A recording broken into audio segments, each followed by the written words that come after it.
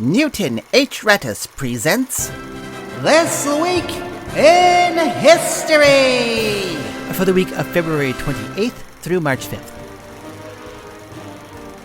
February 28, 1994, the Brady Handgun Violence Prevention Act goes into effect. The legislation was named after and supported by former White House Press Secretary James Brady, who was severely injured during an assassination attempt on President Reagan in 1981. The bill instituted an interim 5-day waiting period before a legal purchase of a handgun could be completed, along with permanent reforms to firearm licensing and registration. Once a national criminal records database was established, making background checks nearly instantaneous, the waiting period provision was removed. While the Brady Bill's overall effect on reducing gun violence has been a topic for debate, society today could better benefit if mandatory waiting periods were required for other activities, such as taking the last donut in the break room, hitting send on a drunk text, and tapping that booty you saw at the club. February 29th, 1940. Hattie McDaniel becomes the first African-American to win an Academy Award.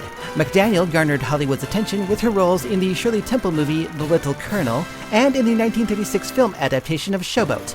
In 1939, she was cast as Mammy in the cinematic version of Gone with the Wind, and her performance earned her the Best Supporting Actress Oscar the following year. However, in a tragic testament to the times, McDaniel and all the other African-American actors in the movie were barred from attending the picture's premiere in Atlanta. This is the point where yours truly would make a pithy witticism about this event, occasionally laced with socio-political commentary.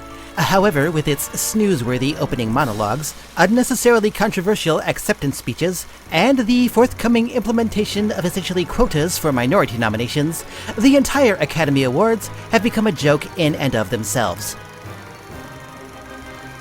March 1st, 1692, the Salem witch trials begin in Massachusetts. Early colonists suspected the infiltration of witchcraft after several children began experiencing uncontrollable muscle spasms, vomiting, and hallucinations. 3 women were arrested, a Caribbean slave, a homeless beggar, and an elderly woman, and charged with practicing witchcraft. The beggar and elderly woman pleaded their innocence, but the slave confessed and turned informer, giving the names of other suspected witches in the area. Many of the newly accused did the same, fueling the hysteria even further. Over the next several months, more than 150 men, women, and children were accused of witchcraft, and 19 were hanged on Salem's Gallows Hill, often with the only evidence being the testimony of their accusers. Thank goodness modern society is much more educated and informed, and no such hyperbolic outrage over unprovable or outright false accusations could possibly happen today.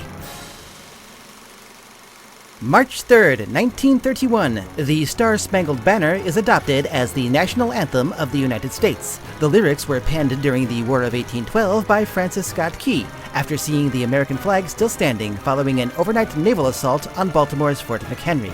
The 4 stanzas of Key's poem, titled Defense of Fort McHenry, were put to the tune of a pub song, To Anacreon in Heaven, and the Star-Spangled Banner was born. The song was recognized for official use by President Woodrow Wilson in 1916 and was deemed America's national anthem in 1931 by a congressional resolution, which was signed by President Herbert Hoover.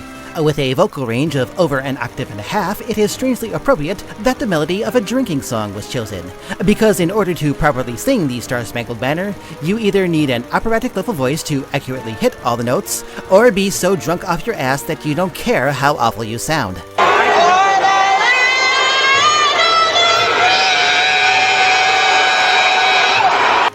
March 5th, 1946. Winston Churchill delivers his Iron Curtain speech at Westminster College in Fulton, Missouri.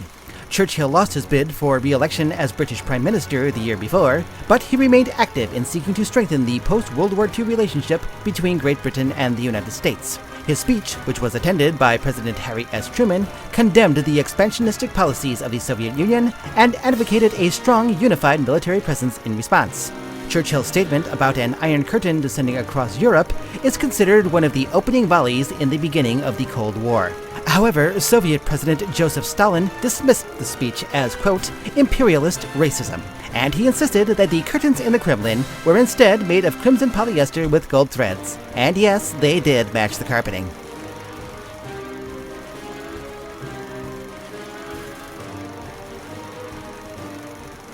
Greetings everyone, Newton H. Rattus speaking.